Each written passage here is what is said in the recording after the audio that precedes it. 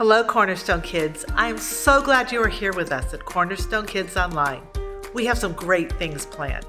You will learn this month's theme and memory verse, sing a great worship song, and watch this week's true Bible story. At the end, you will have a chance to pray together as a family. But before we get started, let's review our Cornerstone Kids values. Number 1, love God. We are created to pursue an authentic relationship with our Creator. Number 2, love people. We exist every day to demonstrate God's love to a broken world. And number 3, love life. We experience life to the fullest as we walk in our God-given identity. If you do each of these things each day, you can change not only your life, but the lives of others. Have a great week.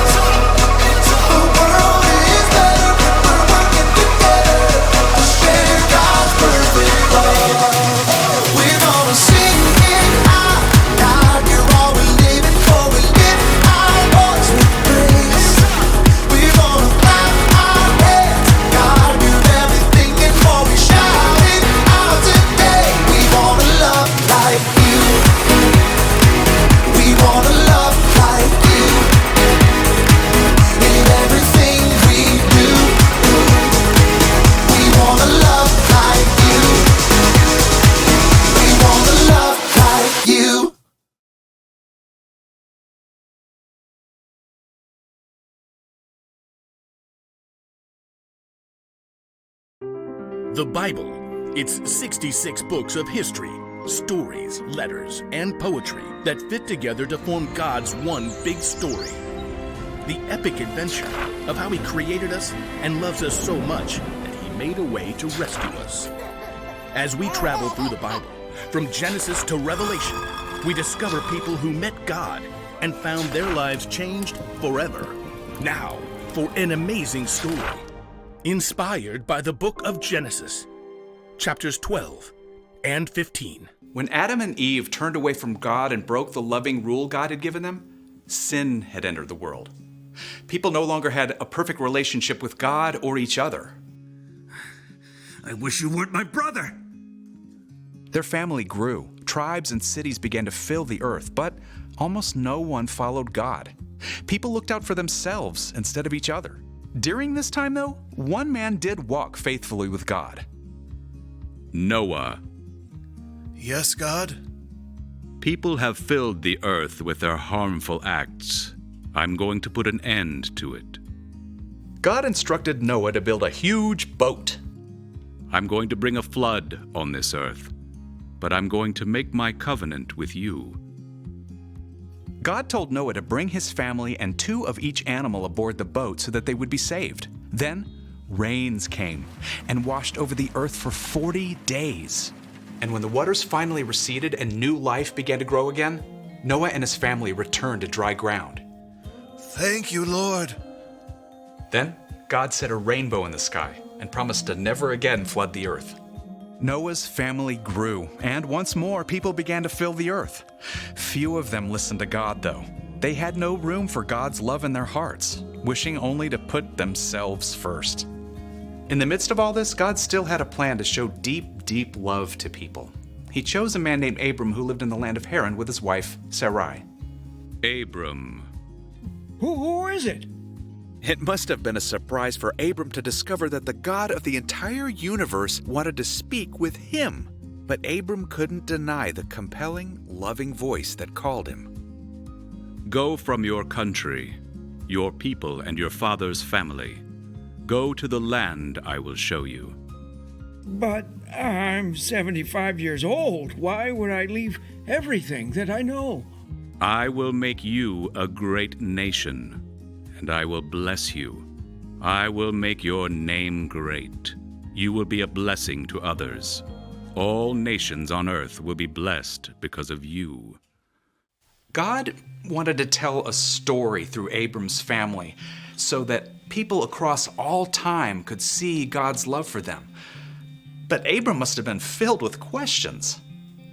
Sarai and I don't have children yet. We're old. How can we have a large family? What will we do in the new land? How will we live there?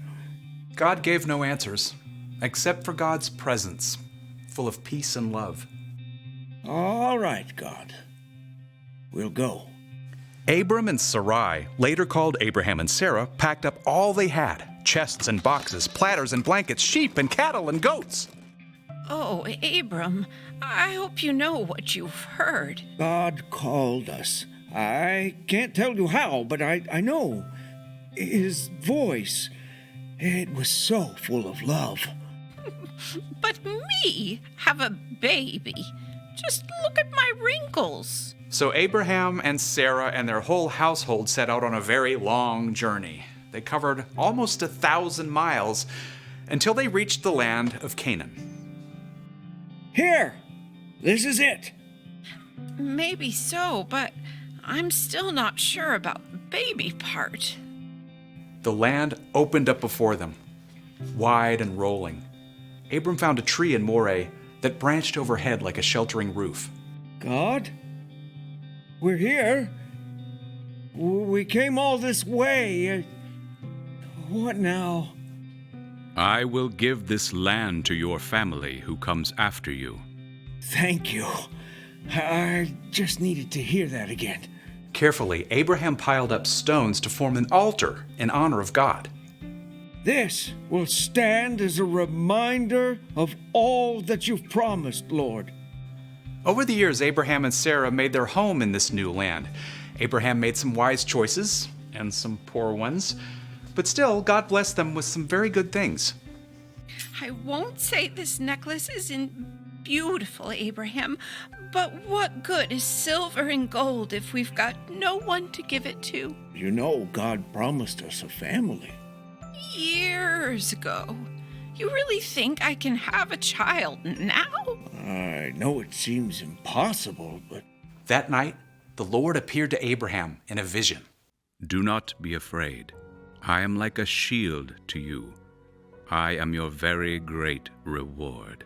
I know, Lord, but we still don't have any children. When I die, everything you've given us will go to a servant. The Lord led Abraham out of the tent. The night sky stretched overhead. Look up at the sky. Abraham craned his neck to look up. Stars wheeled in the night, vivid points of light. They spun out in layer after layer, reaching into the vast depths of space. Count the stars if you can. Abraham's breath caught in his throat. I can't. No one could. As many stars as filled the sky, that's how many children will be born into your family. God's voice was deep and sure, filled with the same love that had drawn Abraham and Sarah from their home years before. Yes. Yes, God. I believe you. It would still be years to come, but God in love would keep that promise to Abraham and Sarah. It was the first step in a plan to show love not just to their family, but to the entire world.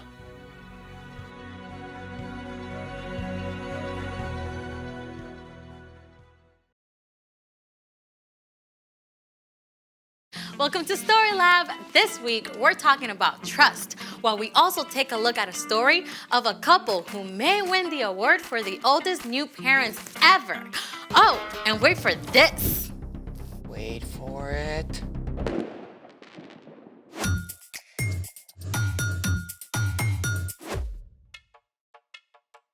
Hey, I'm Amaya. And I'm Zeke.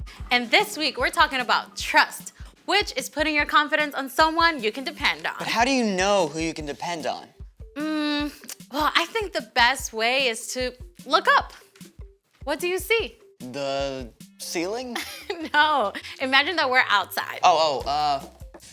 The clouds. Okay, imagine that we're outside and it's nighttime. The stars. Yeah, all those points of light way out into space. Constellations and galaxies, each one filled with more brilliant, burning stars than we can imagine. And every single one points to God. I mean, God made all that out of nothing. It definitely makes me want to trust God. How many stars are there in the universe? 200 billion trillion stars! Whoa. Yeah. The sky was so amazing last night. I just have to take a picture for you. Look. Ooh, you have seriously got to upgrade. I know, I just couldn't capture it. So I looked up some pictures taken by the Hubble telescope instead. The Hubble Space Telescope has been orbiting the Earth for more than 30 years. It's about the size of a school bus and travels at 17,000 miles an hour, circling the Earth every 97 minutes. Check out this image from the Hubble. Whoa. This is the Prawn Nebula. It is 6,000 light years away. Stars are actually formed there, so the Prawn Nebula is like a nursery for baby stars. Mind blown. Whoa, wait. I know this one. It's the Veil Nebula. It's a leftover from a supernova that exploded like 20,000 years ago. Yeah, and check that one out. Oh, those look like Christmas lights. Well, the red dots are actually dying stars called red dwarfs, and the bluish dots are burnt out stars called white dwarfs. And they are all part of this huge cluster of stars called the Omega Centauri. Oh, I know him. He's a transformer. I think we're talking about something different. Oh, is that it? I want to see more stars. Well, that's all I've got. Unless What? we can make our very own stars right here in the lab. I'm ready. I don't think you're gonna need those. They're for style. Okay then, let's make it. Follow along, and you can do this at home if you like. What have we got, Zeke? Step 1, fill a big jar or vase or tank about 2/3 full of water.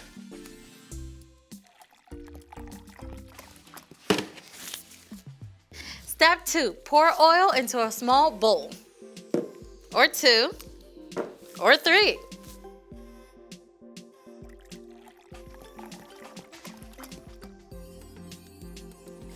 Step 3, add 4 or 5 drops of food coloring to the oil. You can use up to 3 colors.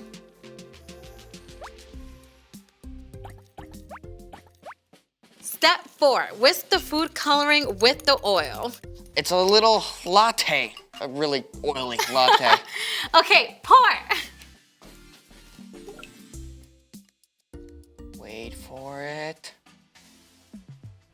Whoa, our very own shooting stars. Oh, can we see that again? Oil is less dense than water and floats on top. Food coloring is water-based and mixes with water. Once the oil is added to water, the heavier food coloring sinks down. As soon as they hit the water, they dissolve, forming tiny shooting stars. Oh, let's do it again. We've got tons of food coloring. I'd love to make stars all day, but we got a story to tell, and stars are a big part of this one. It's time for... The story before the story. Today, we're in the very first book of the Old Testament, Genesis. God made our amazing world, but sin entered the world. People turned away from God and went their own way. So God picked one man, a guy named Abraham. And even though Abraham was like 90 years old and had no kids, God told him to look up. God promised Abraham he'd have more kids than stars in the sky.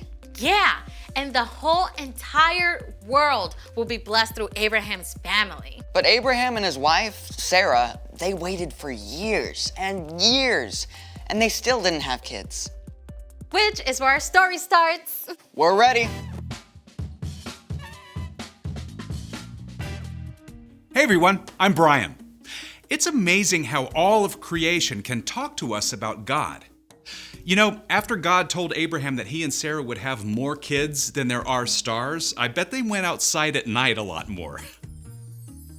More children than all those stars? Are you sure that's what God said? He promised. He said, we'll have a son.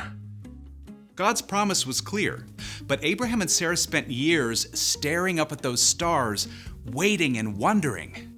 They were both old, like old enough to be great-grandparents. Could they really have a brand new baby at their age? But at last, one day when Abraham was 99 years old, God met with him again.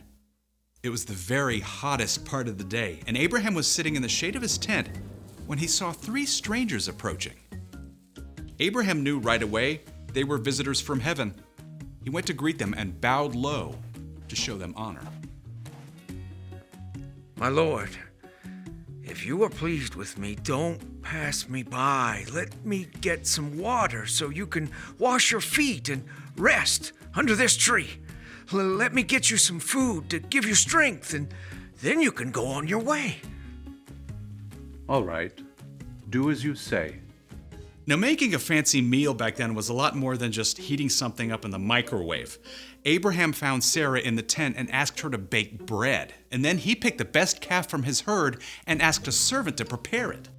Here is some stew and a fresh loaf. My wife makes the best bread in the whole land. Where is your wife, Sarah? Over there in the tent. Now, you had better bet that Sarah was listening in on this conversation. I mean, here are 3 strangers out of nowhere who Abraham believes are from God. I mean, she definitely wanted to know what was up. I will surely return to you about this time next year. Your wife, Sarah, will have a son. Now? After all this time? I'm worn out, and my husband is old. Can I really know the joy of having a baby? The Lord knew exactly what Sarah thought and said to Abraham, Why did Sarah laugh? Is anything too hard for me? I will return to you at the appointed time next year. Sarah will have a son. I didn't laugh.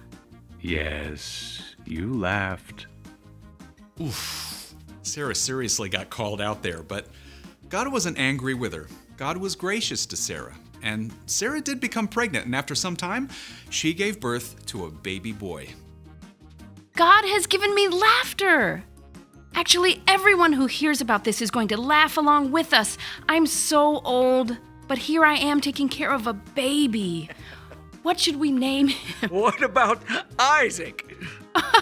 Of course, Isaac. You're going to have a big family, little one. As many as there are stars in the sky. The end. So, do you know what the name Isaac means? What? One who laughs. Well, that is spot on. Can you imagine how it felt for Abraham and Sarah to wait all those years? I have a hard time just waiting for the microwave popcorn to finish. I know, right? Waiting can be hard. But here's the awesome thing.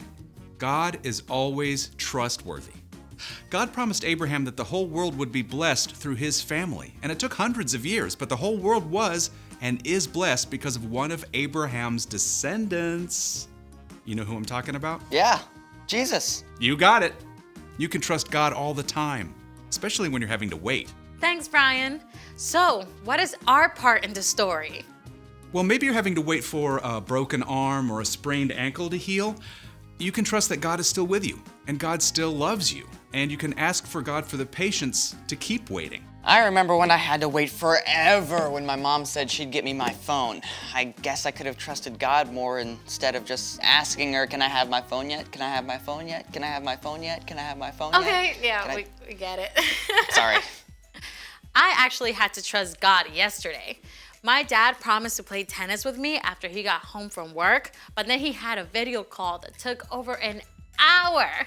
I had to trust God to give me a good attitude. Yeah, you know, the truth is, we're gonna have to wait for things. Sometimes we'll have to wait on God. But even while you're waiting, you can trust that God is still there and that God still cares about you. Got it? Got it. Wait for it. So, here's the thing. Trust God even when you have to wait. Yep, I can't wait for tonight when I get to see the actual stars. I mean, I can wait, but you get it. Thank you for joining us in the Story Lab. See you next time. Here's something to check out while you wait.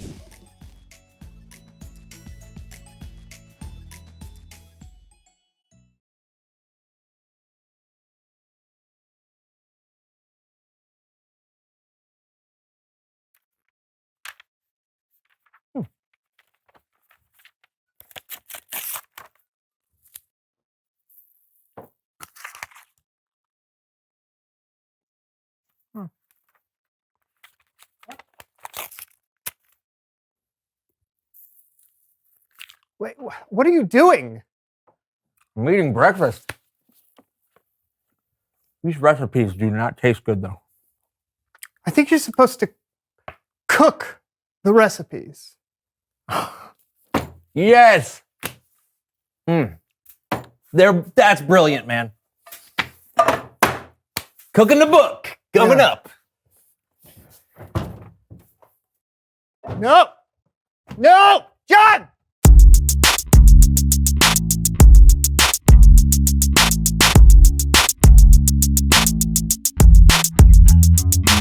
Hello, everyone. I'm John. And I'm Brandon, and welcome to the So-and-So Show. Brandon, do you remember those epic adventure books we used to read when you could choose your own adventure? Like the ending would be different depending on what you chose throughout the book? I remember those, yes. Yeah, well, that's what we're going to do today. Read a book. No, the audience, you all will get to create your own So-and-So Show. Woo! That's right. We'll put the different options on the screen, and all of you, wherever you're watching in the world, will shout out your choice. We'll go with whoever's loudest. Great. Okay, so where do we start? Where do we start? Where do we start? Well, we have to go on an adventure, right? That's how all the books are. Yes. Okay, so the first thing we need to do is we need to point at our lips. Okay, now what do we do? Okay, before you go on an adventure, you need to figure out what you're going to wear. So I think we should dress like mountain climbers. Well, that sounds interesting, but I think that we should dress like deep sea divers. Oh. Okay, now it's time to choose. Do you want us to dress like mountain climbers? Or deep sea divers? Start cheering now. Come on. Come on. Oh, no. Woohoo! Deep sea diving outfits it is. The people have spoken. Let's suit up. Yeah. Really? Hey, who dives deeper than a shark? Yeah. I just hope it doesn't mess you up on our adventure. You ready to go? Are you kidding me? No. We haven't done any training. We can't just go. No training? No, I think we should just wing it. No, I think we should train first. What? Oh, sounds like another choice for our viewers. Should we train? Or just go for it? Let's hear your cheers. Oh, training wins. So how do you want to train? With a trainer, of course. Did somebody say pickle jellies? Horvath! Yes, I am Horvath! Are you ready for some trainings? Absolutely, we're going on an adventure. Oh, where is this adventures you are going to? Well, we don't know yet, actually, but, probably somewhere underwater. Underwaters? Wow! Okay, first things first, we prep the arms. Okay, we swim. 1, 2, 3, 8, and then we fly. 17, 18, beef jerky. And then we do this 72 times, okay? Go!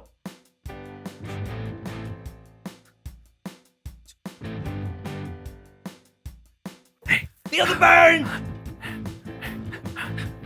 Not George burn. All right! Good jobs. Next move, the water waivers.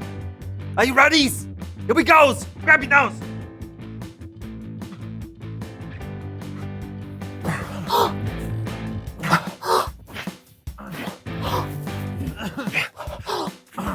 All right.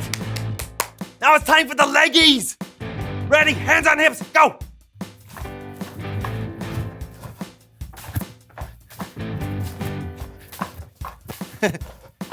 My right brain, left brain, we're communicating.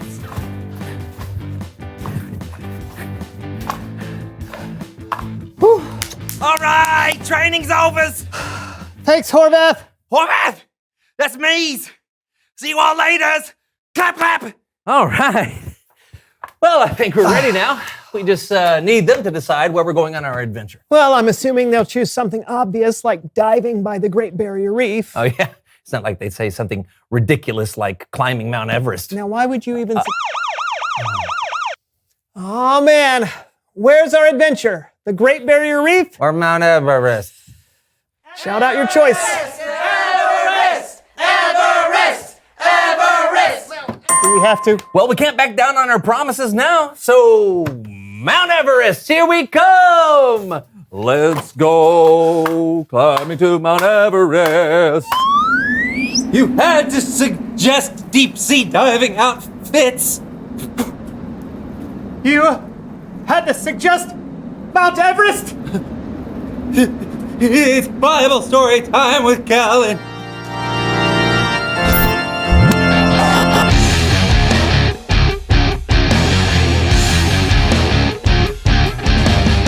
Hey, Kellen. What's going on? Oh, where are you right now? Mount Everest? Where are you? You know? I really don't know. You got a story for us today, Kellen? Of course. Today, we're looking at a man named Abraham, or Abram, in the book of Genesis. Now, Abram was chosen to be a part of God's plan to show love to the entire world. And helping me tell today's story is our very own So-and-So Show players. Oh, thank you. Okay, no, actually, helping me tell today's story is our very own So-and-So Show improv troupe. Now, the players weren't given a script this week, so they'll be improvising or making up the story as they go along.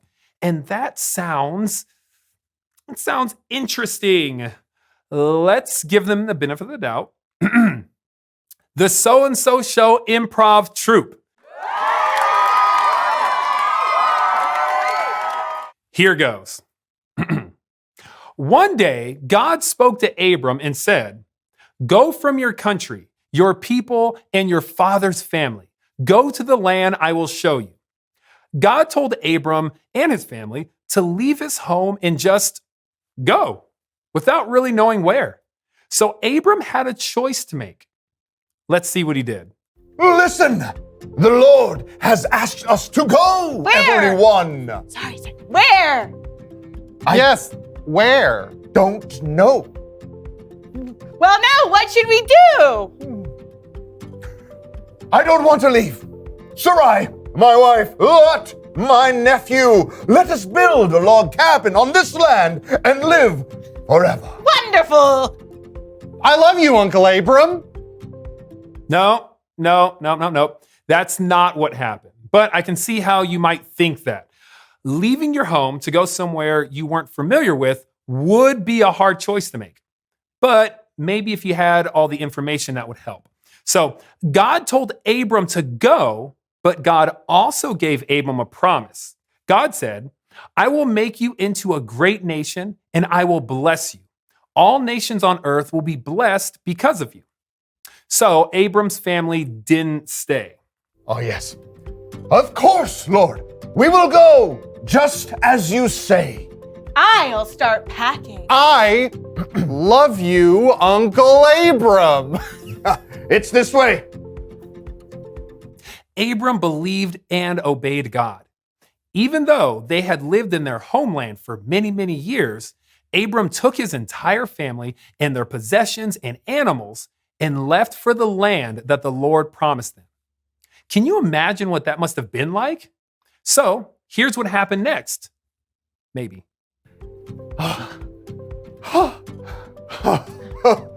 This is it, the land of Canaan.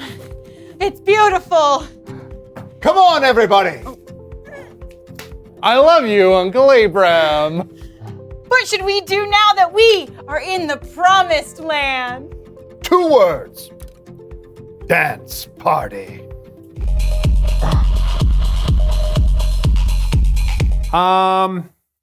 When they got to Canaan, Abram, Sarai, and Lot probably didn't have a club dance party. What did happen was that God appeared to Abram and said, I will give this land to your family who comes after you. Then Abram built an altar to honor God. I am building this altar, O Lord, because you have appeared to me here and you have spoken to me here. And I will always remember you and give thanks to you.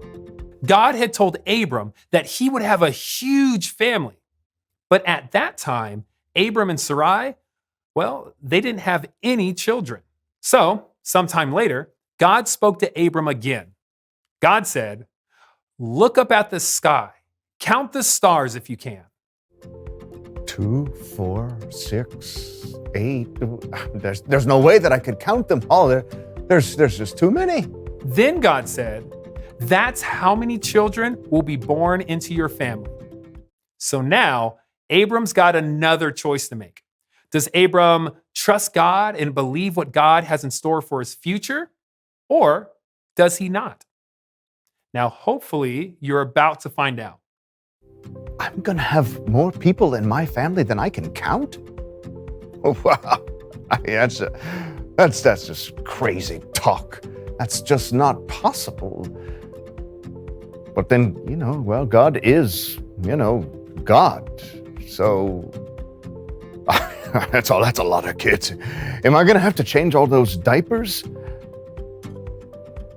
I just don't know if I can believe you on this one, Lord. I do. I do believe you, Lord. I have faith. This is gonna be awesome. That's what happened. Wow. The Lord was pleased with Abram because he believed, and Abram's faith made him right with the Lord. The end. Let's give it up for the So-and-So Show improv troupe.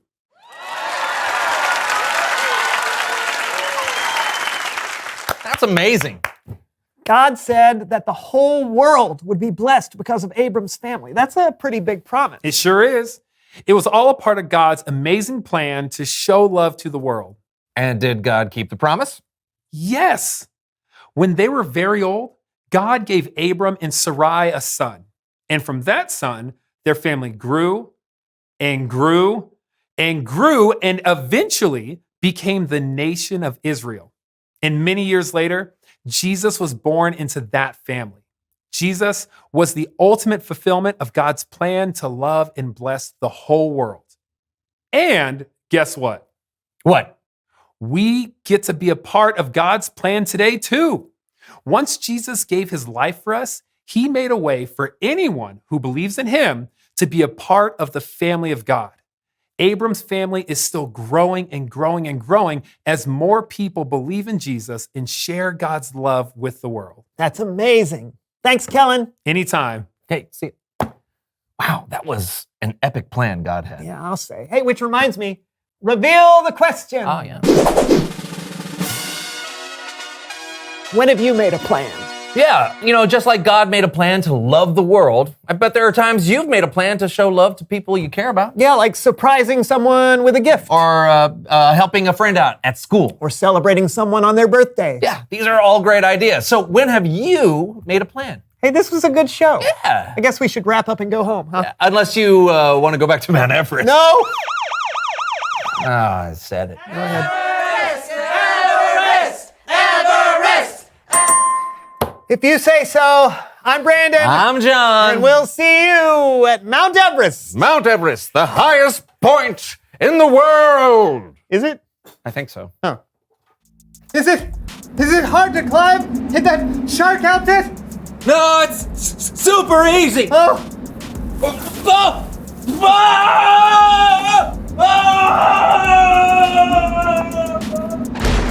Are you okay? I'm okay. Baby shark. Baby shark. Baby shark.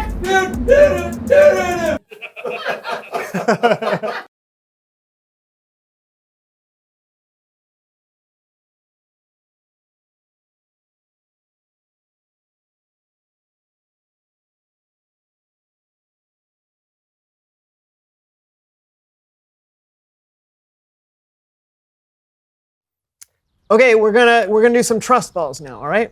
Okay. Okay, you're gonna turn around, I'm gonna count to 3, and then you're gonna fall back into my arms, and you can trust that I will catch you. Great. All right? Mm-hmm. Okay. Okay, just to be clear, you're gonna fall backwards into my arms. Right. I got it. Okay, you're not gonna fall forward or straight down. Okay, nothing strange. Great. Okay. Here we go. 1. I trust you. 2. I trust you. 3. All right. See? Yeah. Good job, buddy. Thank you. All right, my turn. All right. Oh, here we go. Okay. Yeah, here we go. Let's do it. 1, 2, 3. Ah! Ah!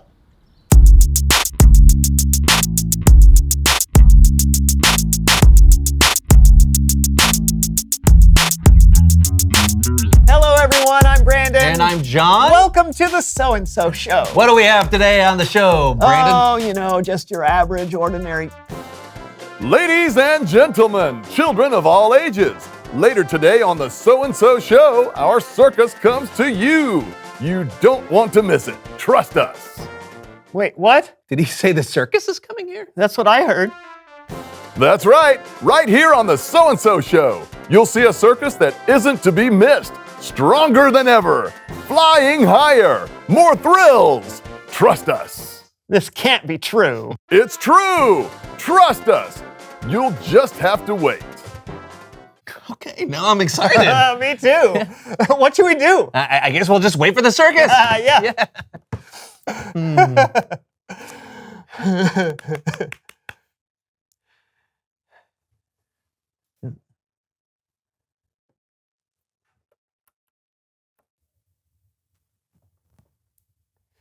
Are we sure they're coming? Oh, we're coming.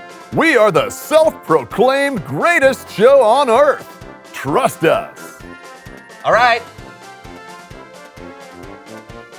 Okay. You know what? I don't know if we can trust that they're coming. We don't want to hear it. You know what? Why don't we just do our own circus? Yeah. Introducing the still pretty goodest show on earth. First, the daringest man on one wheel, Unijohn. Whoa, whoa. Hey. Oh, I almost did it. Okay, hold on one second. Hey, Brandon, come here. Help me. Oh! Oh, hey! Amazing! For our next unbelievable performance. If you want to see an unbelievable performance, stay tuned. Stop it! For our next amazing act, we present the tallest man on earth! Huh?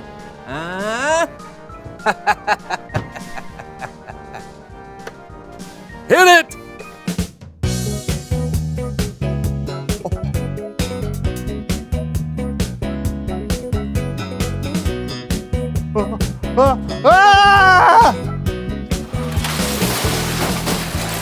Unbelievable! And now, the greatest jugglers in a 10-foot radius.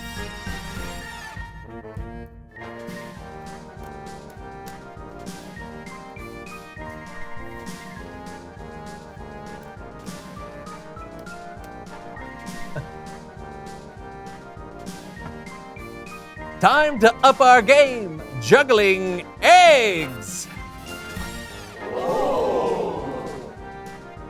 Whoa!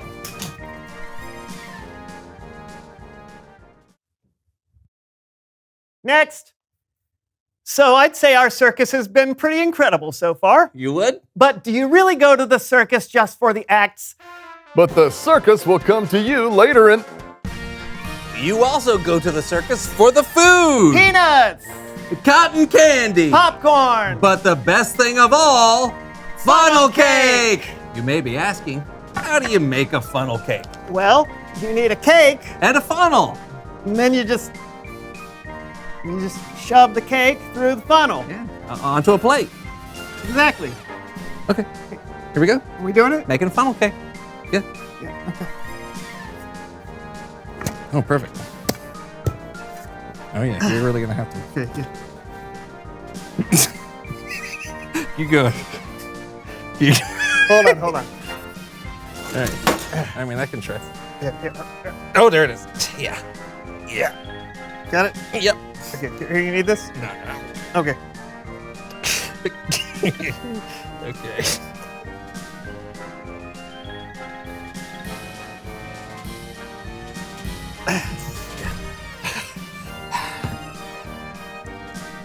Just like the circus. I don't think that's how they do it. I think you're right.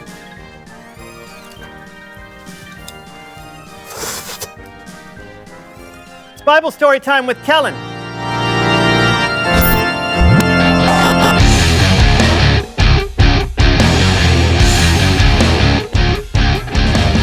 Kellen. Hello, fellas. How's it going? Oh, just putting on a circus. Oh, yeah? Yeah, because the real circus was a no-show. Still to come at the So-and-So Show, the greatest show on earth. Trust us. Just ignore that, Kellen. Yeah, we've been waiting for them to come since the beginning of the show. I don't think you really gave them enough time. Well, it's been like 8 whole minutes. Maybe we should jump into today's story. It's about someone who had to trust God and wait for a very long time. And here to help me are the So-and-So Show players. Even better than the circus. Oh, the humanity.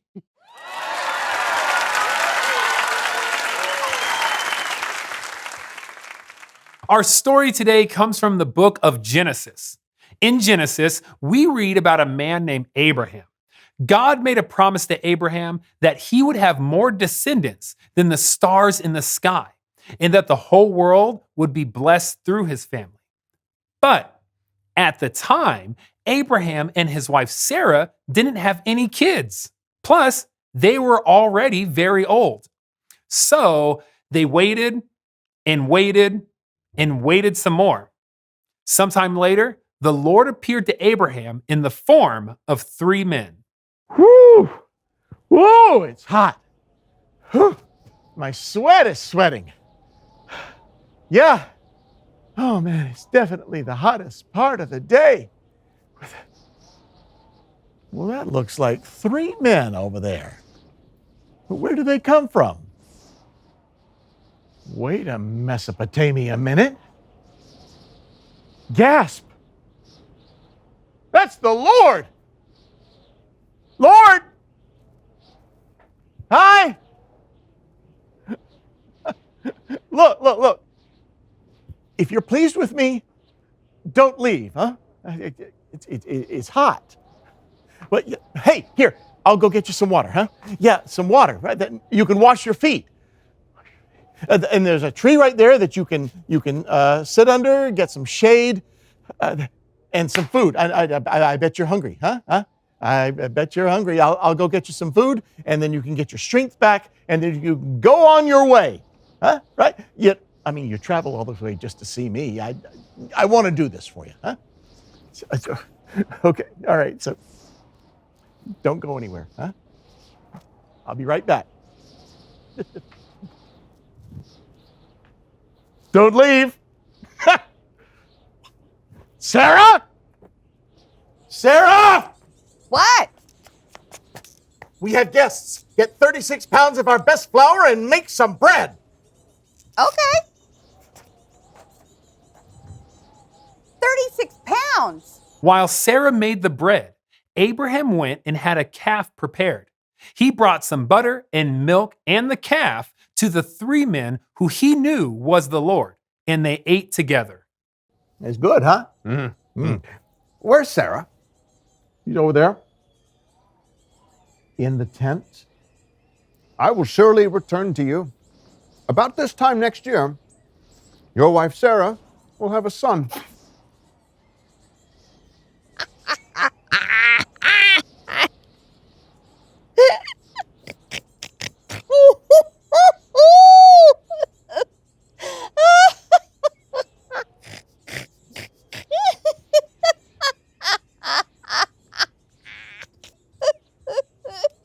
Oh, have a baby? Oh, I am worn out and my husband is old. Can I really have a baby now? Why did Sarah laugh? Why did she say, will I really have a baby now that I'm old? Is there anything too difficult for me? Sarah will have a son. I didn't laugh. Oh, yes. You laughed. It was hard for Sarah to believe that the Lord would give her and Abraham a child, especially at their age. They had waited for so long. But a year later, God's promise came true. We will name him Isaac. Yes, God has given laughter to me. The end. Thank you so much, So-and-So Show players. Great story, Kellen.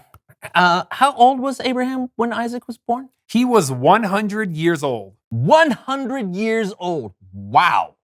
That's a long time to wait and a long time to trust. Yeah, but I love that when God says something will happen, it happens. True. You can trust that when God makes a promise, that God will keep that promise. God promised Abraham that the whole world would be blessed because of his family.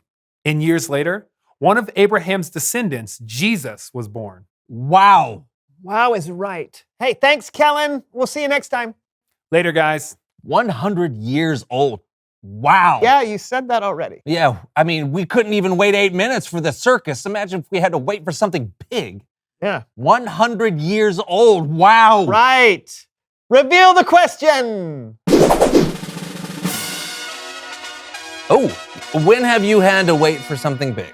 Maybe you've had to wait for a big vacation. Or maybe you're having to wait to make new friends after moving to a new town and it's taken you longer than you thought. Maybe you're waiting to see your grandparents that you haven't seen in months. Or maybe you've had to wait for the circus to show up in your basement. I'm guessing that has not happened to many of them. I said maybe. You did. Well, that's all the time we have for you today. Yeah, so you will have to wait until next time. But we will be back. Trust us. Absolutely. Until then, I'm Brandon. And I'm still John. And this was the So-and-so Show. And this was the So-and-so Show. Yeah, I think together again. And this was the So-and-so Show. And, okay. And together again. And this was the So-and-so Show. Hey, it's the circus! Look at it, wow! Hey, lion! Whoa, look at that, there's a bear there. Oh, this is a cannonball shooter! Oh, she's swimming instead. Hey! Thanks, circus!